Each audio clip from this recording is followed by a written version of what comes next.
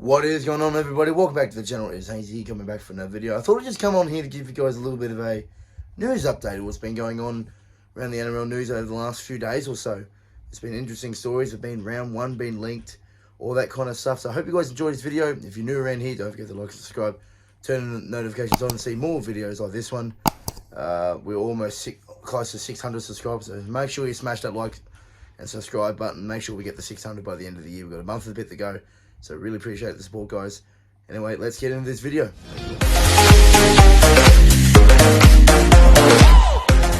Alright, so it's been linked over the last few days via the Daily Telegraph and another article source that the Redcliffe Dolphins is expected to play the Sydney Roosters, our boys, the mighty Sydney Roosters, in round one of 2023.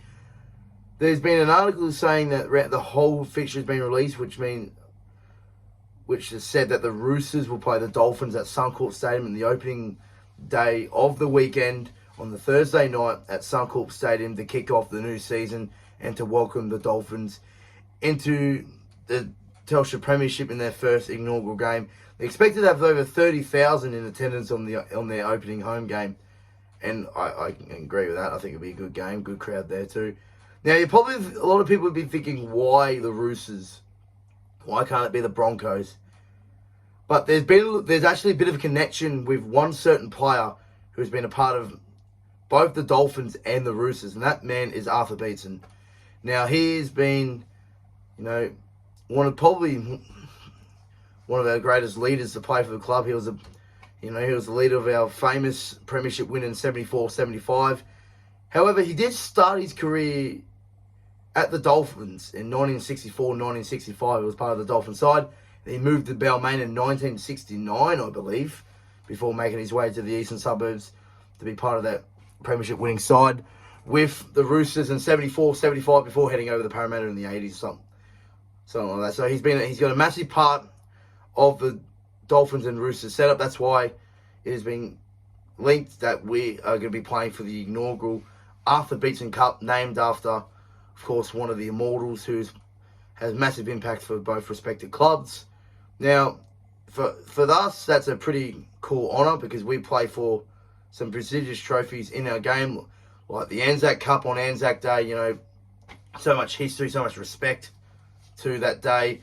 It's absolutely an honour and a privilege to be part of that day every single year. Also, the most prestigious battle of us and the Rabbitohs is the Ron Coote Cup, named after Ron Coote, who played and won premierships with both respective clubs. He was also part of the 74-75 Roosters side alongside Arthur Beetson.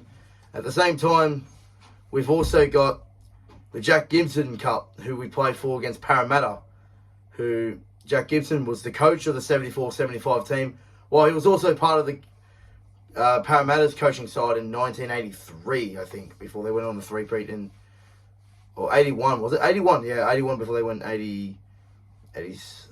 Anyway, but yeah, Jack Gibson Cup, Ron Coote Cup against the Rabbitohs, and of course the Anzac Day Cup against the Dragons.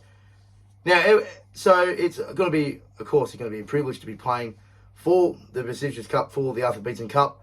It's going to be a fantastic way for the Dolphins to be launched into the competition against a powerhouse like the Roosters, a Sydney-based powerhouse. And if it is a Thursday night game or a Sunday afternoon game, there'll be a good crowd in, because everyone wants to see how the Dolphins do, and the Roosters have one of the most loyal supporter bases in the country. Not biased, because it is proven this year that we were the fourth most highest average crowd in the league. And you say we have no fans, go fuck yourselves. And second in Sydney behind Parramatta, which is very respectful.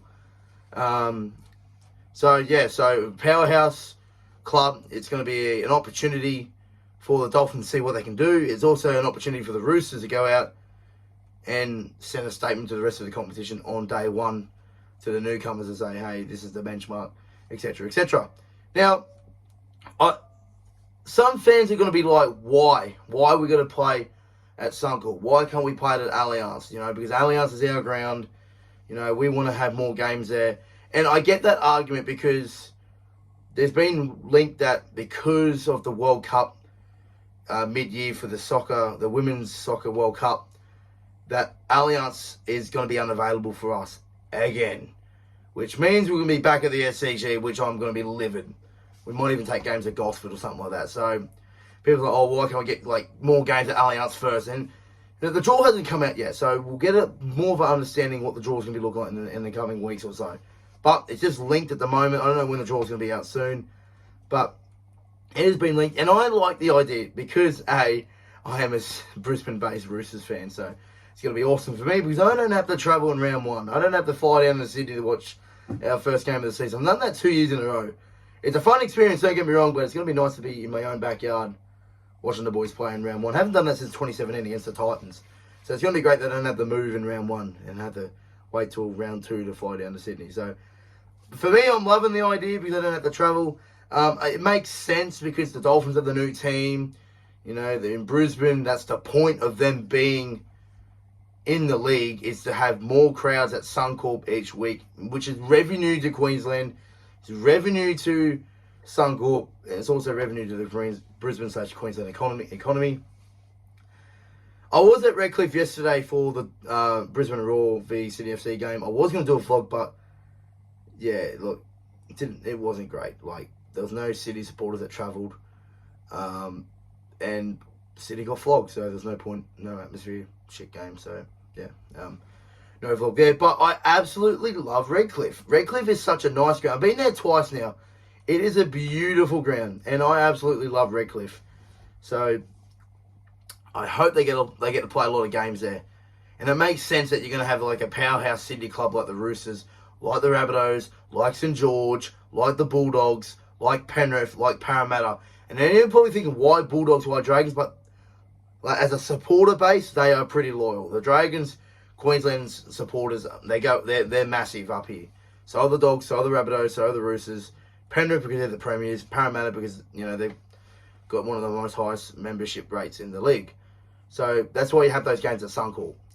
And it brings crowd revenue. So the idea of the Dolphins being in the NRL is to have a game at Suncorp every week. 1 week is at Redcliffe. One week's the Dolphins home game. The next week's the Broncos. So that's the idea of them being in the comp. So, but yeah, look, I like the idea. It's going to be great. A Thursday night, look, I think it makes sense more than the Sunday game because it's their first game of the competition. And, you know, they want to set a statement. So I don't think it would be fair from the Dolphins if they're going to wait till one of the last games of the weekend to see what they can do while they can do it first game out of the box. So the Thursday night game makes more sense. It's also been linked that the full round has been linked. So yeah, see how it goes. We've seen more other videos where we've done predictions, like Nick from Australia and the Entertain House have done sort of their NRL round one predictions before a couple of weeks ago, and they all thought that the Broncos and the Dolphins were going to play. But I sort of knew all along that this was always going to happen because I sort of knew maybe a few months ago when they sort of said what was going on, and I liked the idea, and that's why if I was going to do it, I did it by myself, and I didn't think that the Dolphins were going to play the Broncos. It makes sense, but at the same time, there's more meaning to the Roosters and Dolphins clash because of the connection with the player, Arthur Beetson. Arthur Beetson had no interest in the Broncos. Look, that would be a good derby, don't get me wrong, but yeah, there's no hatred yet. I don't think there's any hatred because they were for feeder side this year. Broncos players were going to Redcliffe. So there's no hate against Redcliffe at the moment. Maybe this year now it might be a little bit different. Wayne Bennett has actually come out to say that they want the Broncos and Dolphins rivalry to be as big as Man City and United. And that's just an absolute ridiculous statement I've ever seen one. Like, honestly. Come on, get off it, Wayne. How many fucking sleeping bloody old people pills have you had lately? Far out. Absolutely ridiculous. Ridiculous, false statement. You're not even going to be as big as Roosters Rabbitohs. End of story. End of story. But yeah, in conclusion to this, I like the idea of having it here. The Broncos-Dolphins game will be pretty good. I think you can save that to another time. But round one, Roosters-Dolphins, it's going to be interesting to see. And it's going to be great if it is true. And it is on the Thursday night because I'll be having Friday off work, and B, I don't have to travel to Sydney to watch it, so hallelujah, very good. All right, also some more Roosters news. It's been been confirmed for a couple of weeks now, I think, that Angus Crichton has re-signed for 2 seasons on top of Jackson Paulo, and Jake Turpin has also signed for the Roosters. It's a great signing. We'll start with Angus first. Huge signing. A massive retain as well. It's always nice to retain some players. We've really had to struggle the last few years with Manu and Crichton has actually confirmed that he's taken unders to stay at the club, which is a big win for us. He loves being at the club. He loves the identity. He loves the DNA, all that kind of stuff. And that's a win for us. So he's in there. He's our next boy corner, going to the left side, doing the hard yards, being that line runner, as he is, being a tough ball carrier as he is, which is great for us. Jackson Paulo, again, everyone's bagging him. Even South fans were bagging him before we left, which was disgusting. That's typical South, isn't it? That they just bag out a South play when they play terrible. Look, it's a def signing for us. It has also been announced that the Roosters have got our own reserve grade team next season, so we're sort of part ways with the North Sydney Bears. So the North Sydney Bears are focusing on themselves being the next team, the 18th man team in the competition. I wish them luck. I hope the Bears be the 18th team. It's going to be hard because they are in Sydney, and there's too many Sydney teams. But I've always loved the Bears. They were hard done by, and they deserve to be in the NRL. And so we've parted ways with the Bears. We're still going to have sort of a connection with the clubs, with the 2 clubs. We're gonna go through the roster, and we're gonna split the roster. Half of them are gonna go to the Bears, half of them are gonna stay at the Roosters as the reserve grade team, and so which is really gonna help us next season. It's gonna be interesting to see how we go and see what our team's gonna look like next year, because like I said, there's gonna be half and half. Half Roosters players on contract will stay, while some who North Sydney Bears players will go there, etc. The Bears are gonna be a standalone reserve grade team next year, which is gonna be very good. So the likes of Jackson Paulo, there's signing def as well, Jake Turpin. So they're going to get some minutes as well. They'll play a handful of games during Origin, all that kind of stuff. And they will also be a part of the reserve grade team next season, which is going to be good because we haven't really had one in a long. I can't remember the Sydney Roosters standalone reserve grade team. We've got a reserve, and our juniors are looking good. We've got Sydney Roosters teams right through from SG Ball, Jersey Flegg, Harold Matthews, now reserve grade and now first grade. So all across the board. Our women's team is doing well. They've won the minor premiership this year. They unfortunately missed out on the grand final this year, but that's not to be. They'll come back bigger and stronger next year, as usual. That's sort of the Roosters news. Going around the room. Expected that Matt Lodge will re-sign soon, hopefully. He's such a massive part of our team. On top of that, Jabaree Hargreaves has been linked to the Cattle and Dragons. If he does go, it makes sense because he's got Mitchell Pearce and all that there. So, but I can't see him. I think he'll have one more year and then he'll retire. He's such a servant to the Roosters and he loves the club. Also, a little bit of Magic Round news as well. It's been linked yesterday that Newcastle are expected to miss out on Magic Round this season. Excuse me. Now, they're saying it on the back of their fans' attendance on Magic Round last year. And if that is the case, I think that's a bit unfair, if I'm honest. The reason being is that they've got to take into account that Newcastle and the Dogs were the first game off the block in Magic Round last year. Friday, 6 o'clock, pissing down rain. As a neutral, I rocked up late, but who would go? Who would go to the first game of Magic Round? That game is just the build-up for the Broncos-Manly game. So, you've got to take that into account. It's a Friday, 6 o'clock game. Whoa, something happened there. Anyway, apologies. But yeah, back to that point, I think it's a bit unfair that they're going to do that because of their fan attendance on Magic Round when it was a Friday, 6 o'clock game, etc., etc. Now, the two games for me, I went to all 8 games last year, or this year, you want to count it. The 2 games that had the least amount of fans were the Friday 6 o'clock game and the Sunday 6 o'clock game because it was the first and last game of the weekend. You can't really take that into account, honestly. And I understand now because the Dolphins in the comp, they've got to be there. Someone's going to miss out. The Dolphins are going to be the ones who are playing because they're the new team. They've also confirmed that the Warriors is playing because of their sacrifices. They deserve that magic round. You're not going to have any Queensland teams miss out. Broncos, Titans, Cowboys, they're in. Melbourne, they're in. The Premiers, you've got to have the Premiers. So Penrith are in. Parramatta as well. Your big Sydney clubs, Roosters, Souths, Bulldogs and St George. And also Parramatta and Penrith already said that. So which only leaves a handful of teams. Cronulla, I can have them in.